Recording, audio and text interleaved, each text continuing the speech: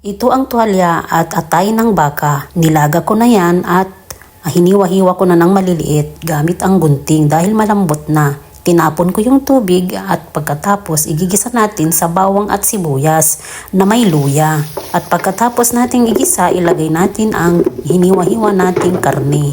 Ayan ang lulutuin natin na pinapaitan. Dahil nabuo na siya, hiwa-hiwain natin, hiwa-hiwalayin.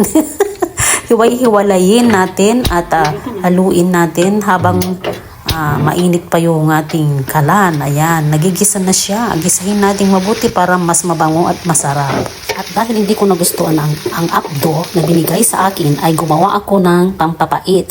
Alam nyo ba yan? Ang pampapait ay super healthy na dahon ng serpentina. O, yan.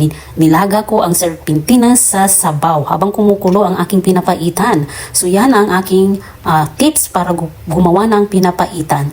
Ayan, dahil hindi ko nagustuhan yung binili ko na pinapaitan na apdo, dahil may amoy, ay mas gustuhin ko pa ito. Fresh na dahon ng serpentina at lemongrass. So yan ay pinaghalo ko habang naluluto. Ang pait ng serpentina at lemongrass ay pasok na pasok dyan sa sabaw. Ayan, nanunuot na dyan sa sabaw ng aking pinapaitan. So habang niluluto ko, tinanggal ko yung dahon.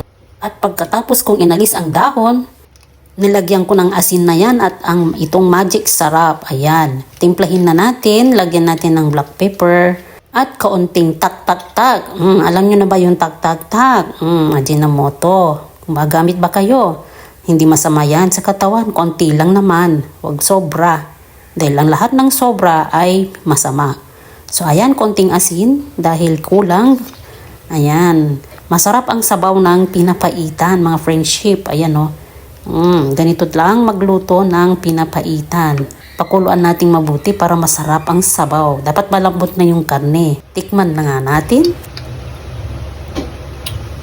Masarap. Sakto ang alat at pait. Kaya subukan mo na, friendship. Yan, luto na. Let's eat na. Ready to serve. Ang pinapaitan. Pagka naman, kung nagustuhan mo, i-share mo na. Like and follow.